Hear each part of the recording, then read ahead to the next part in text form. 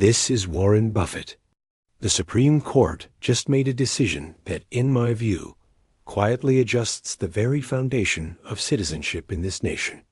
For 150 years, the 14th Amendment established that being born in this country makes you an American. Today, a 6-3 ruling from the court permits the president to advance a plan that dilutes that concept. They didn't rewrite the law. They found a way around it. In my business, we refer to that as a signal. It indicates the system's stability is not what you assumed. The ruling only blocks the policy for the 22 states and the specific immigrant women who initiated the lawsuit. For all others, the policy is allowed to stand. A carve-out of that nature is not insignificant. It signals to future presidents that core protections can be maneuvered around with executive action. I've observed this in boardrooms. Power, once it is stretched, never fully retracts of its own accord. This isn't just about a single amendment. It's about the precedent it sets for eroding others. Most people won't notice the immediate impact, but complex systems don't fail suddenly. They erode. This ruling diminished the power of federal judges to halt an executive action nationwide. While that sounds procedural, it fundamentally alters how quickly a president can move and how slowly the courts must respond. In the investment world, when safeguards are weakened, risk escalates quietly. This decision wasn't loud, but its long-term implications are a shift that you cannot afford to disregard. For over a century and a half, Earth on American soil meant citizenship. That fundamental clarity stabilized our workforce, allowing generations to invest in their futures without fearing their status was negotiable. Today, the court's 6-3 decision has effectively cleared a path for the president to change how this principle is applied, except, of course, for the specific parties who sued to me. This indicates something much larger. When long-standing, foundational rules are permitted to bend for perceived convenience, the stability of the entire system that people invest in becomes questionable. In business, you learn quickly. Never ignore the first crack in the foundation. The challengers included 22 states and several immigrant women. The ruling does not alter the text of the 14th Amendment, but it absolutely changes the calculus of how far a president can push against it. That kind of change sends tremors through Washington. When power begins to move faster than oversight, volatility is the inevitable result. I've dedicated my life to assessing risk, and the most perilous moments are not when someone openly breaks the rules. The danger is when they demonstrate that the rules can simply be bypassed. The reaction to a different court action was immediate. Cameras captured a rare public moment of frustration from the president, as the judiciary definitively limited his authority. Analysts described it as a major check on executive power. What I found striking was not the emotion, but the visibility. The entire country witnessed the judicial branch asserting its constitutional role on live television. In markets, as in government, accountability is only effective when it is transparent. That is the mechanism for building trust and maintaining balance. In recent years, checks and balances have been discussed frequently, often like empty corporate slogans. But moments like these are the real test of whether those principles retain any actual substance.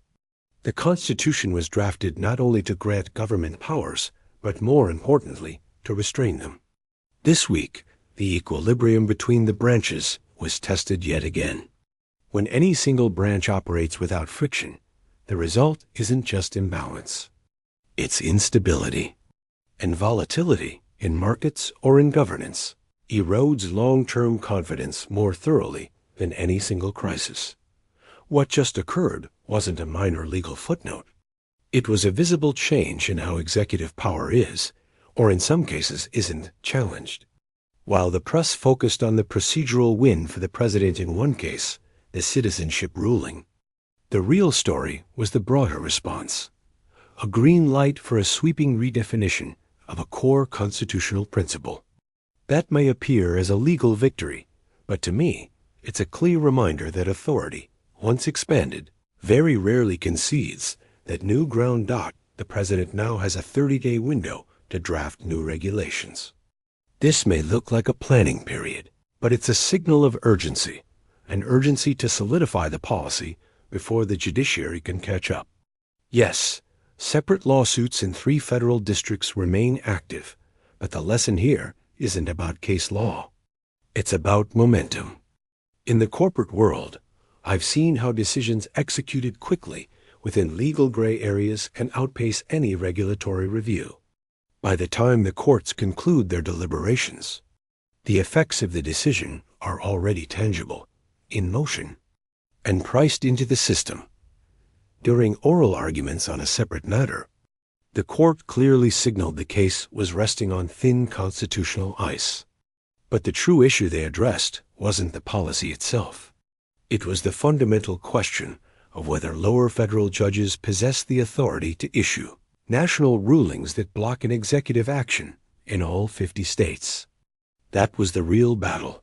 The president's lawyers had rushed to the Supreme Court on October 27th, not to defend a major reform, but ostensibly to secure permission to fire a senior official at the Library of Congress. On the surface, it appeared to be a personnel dispute. In reality, it was a test. It was a probe to determine how far presidential authority could extend into the very architecture of a separate government branch. The lower courts had already established a firm line, ruling that the power to dismiss an official from a congressional institution rests exclusively with Congress. That ruling was anchored in the Constitution's separation of powers. Instead of honoring that boundary, the administration proceeded as if it were merely a suggestion. I've seen this behavior in corporate governance. A CEO takes action assuming the board will rubber stamp it later. It's a dangerous habit. This time, the court intervened and said no. The message was clear. Authority has limits, and ignoring them has consequences. This moment wasn't debated in private. It unfolded on live television. A constitutional boundary was publicly reaffirmed. That matters. When the public sees the rules enforced, it restores confidence in the rule book itself.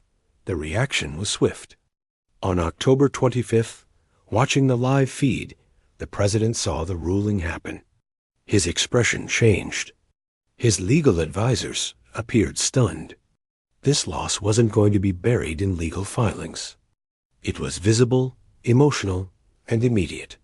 When moments like that become public, they don't just shape policy. They shape perception. In leadership, image matters. When that image is fractured on camera, the impact resonates far beyond the Beltway.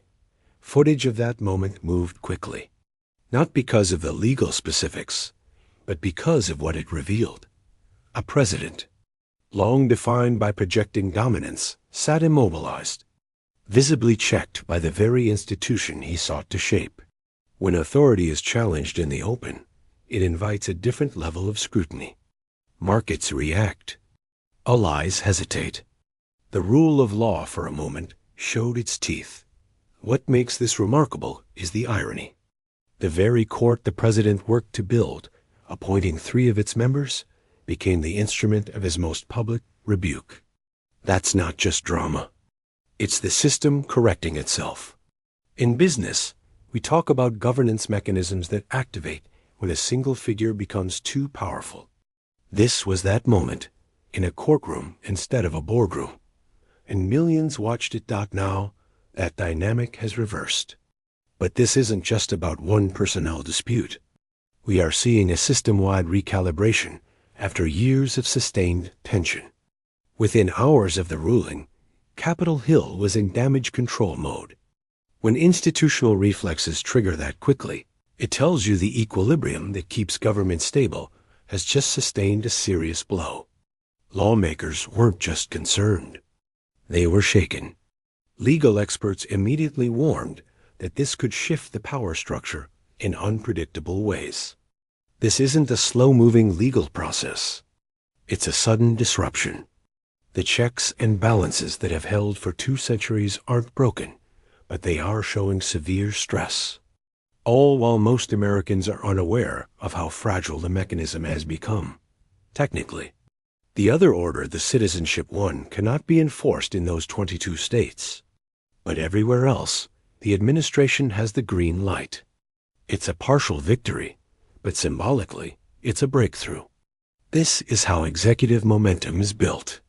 Once action commences, even in a limited capacity, it establishes a new status quo.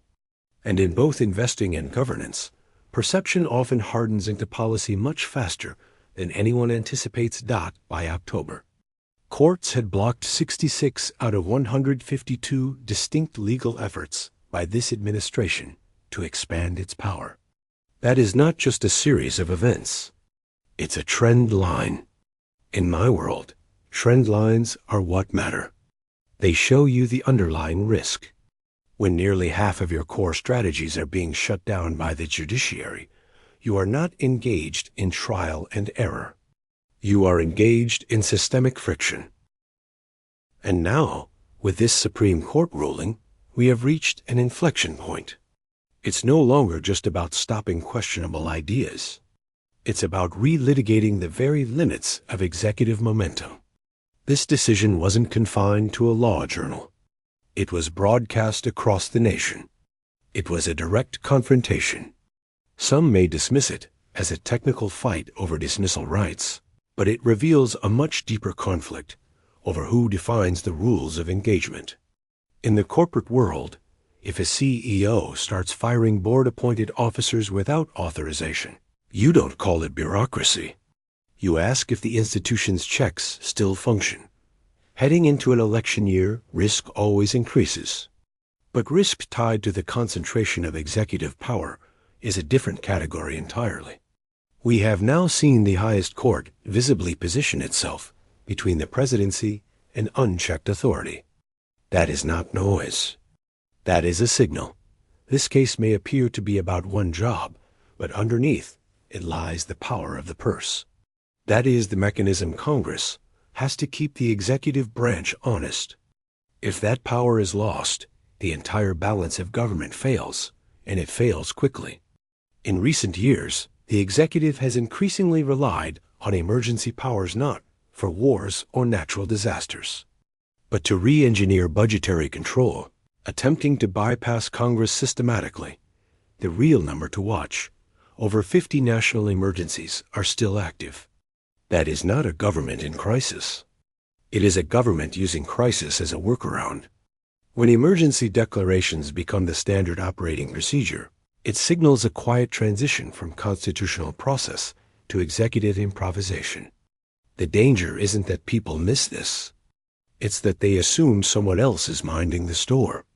But institutions, like investments, decay if they are not monitored. A president maneuvering around legislative oversight may sound like an internal dispute, but the long-term cost touches everyone. Rules designed to protect the public are being bypassed under legal cover. As that awareness grows, so does public anxiety about the precedent this sets for every administration that follows. The core of the matter is this: when a president can use emergencies to override Congress and even remove officials without the proper checks, the structural lines that define our government blur. Who intervenes if the courts waver? What happens when restraint is no longer a requirement but an option? Fortunately, in this specific instance, the Supreme Court provided clarity. Their answer, "Not here, not like this," was a reassertion of balance in a system that was tipping too far. What matters now is whether the system holds. Will executive power respect this limit, or are we about to witness a constitutional breakdown in real time, live on every screen in the country? This isn't just a dispute. It's about restraint. And like any leveraged position, once discipline is lost, recovery is incredibly difficult. We are watching a live test of how governance responds when one branch stretches beyond its design. For investors and voters, this is a reckoning with what happens when power is reshaped by conflict rather than by consensus. And where did it start? With something that seemed minor, The Library of Congress. That may sound bureaucratic, but I've seen this in business. A hostile takeover rarely begins with a frontal assault. It begins in overlooked corners with obscure bylaws and subtle restructurings. Then you look up, and the guardrails are gone. That is how precedent is set, not with a bang, but with quiet repetition. Once it's established, it becomes the new normal. The official in question wasn't just any employee. Their role is legally tied to a branch the president does not control. The lower courts were unanimous. This power belongs to Congress. The law draws a firm line for a reason. But the administration treated it like a simple staffing change. In finance, that's like a CEO attempting to fire the board's audit chair. You cannot override the process just because it's inconvenient. The legal strategy seemed to be that the president should have sweeping authority over anyone loosely tied to the executive, even if they report to Congress. That's not constitutional logic. It's opportunism. It's a dangerous mindset in business, and even more so in government. Despite the legal weakness, the administration pushed it, perhaps assuming ideological alignment from the very justices the president appointed. In investing, we call that believing your own hype. But the court didn't comply. Even the president's own appointees did not shield him. They issued what analysts have called a direct and public rebuke. That's institutional resistance. Sending a message: we are not for sale. One justice posed a sobering hypothetical regarding the other case. If a future president issued an unconstitutional order, say, to confiscate firearms, would that order stand until the Supreme Court finally struck it down? Her point was clear. If federal judges lack the power to issue immediate, broad injunctions, executive power runs unchecked. In any system, legal or financial, unchecked momentum causes the most damage before the correction can arrive. The president's reaction to the rebuke was broadcast live. His expression was unmistakable: anger and shock. That is the look of someone who expected compliance and received a firm boundary. His legal team appeared caught flat-footed. Within hours, allies were spinning narratives of judicial activism. But when a system enforces its own rules, that isn't activism. That is the structure doing its job. That the irony is glaring. The same voices who celebrated judicial power now attack it when it applies limits. But this is a trend. Institutional pushback is building, based not on politics, but on accumulated resistance to a pattern of overreach. When the pattern repeats, it triggers a correction. 66 blocked attempts out of 152, a 43% rejection rate. The courts are repeatedly saying the presidency has drifted too far. There is a pattern emerging that looks less like leadership and more like a constitutional stress test. The real fault line, however, is money. The power to spend is the power to govern, and our Constitution gives that power squarely to Congress. It is the financial firewall. One person making all the spending calls is not a government. It's a single point of failure. Yet that is the path being pursued, using emergency declarations as accounting tricks to freeze and redirect funds. That is financial engineering with no board oversight. If Congress loses its grip on federal spending, the laws they pass become symbolic. We are watching the erosion of the institutional safeguards that keep power distributed. When a single executive can allocate funds and bypass oversight, we are no longer debating policy. We are watching the mechanisms of democracy break down. The administration's objective is clear: limit the reach of lower courts. Judges who block policies are seen as obstacles, not checks. And this is all happening while over 50 national emergencies remain active. Emergency powers are supposed to be rare. When they become the permanent operating system, you are bypassing accountability. This isn't urgency. It's a strategy to replace deliberation with declaration. If one president consolidates power this way, the next president sees a precedent. Unchecked power accelerates. This all changed when the Supreme Court spoke in prime time. The court didn't just reject the attempt. They did it visibly. That public rejection creates reputational consequences. When a system applies its own laws to those who believed they were immune, it isn't political. It's structural. It's what long-term investors count on. The Supreme Court is designed to set boundaries. This isn't turbulence. It's a self-correction. But based on the president's response, framing the court's duty as betrayal, it's clear he expected loyalty, not limits. That reaction is a pattern. Deny, shift blame, attack the institution. When leadership cannot absorb resistance, it doesn't adapt. It escalates. We are now in a full-blown institutional scramble. This wasn't a procedural error.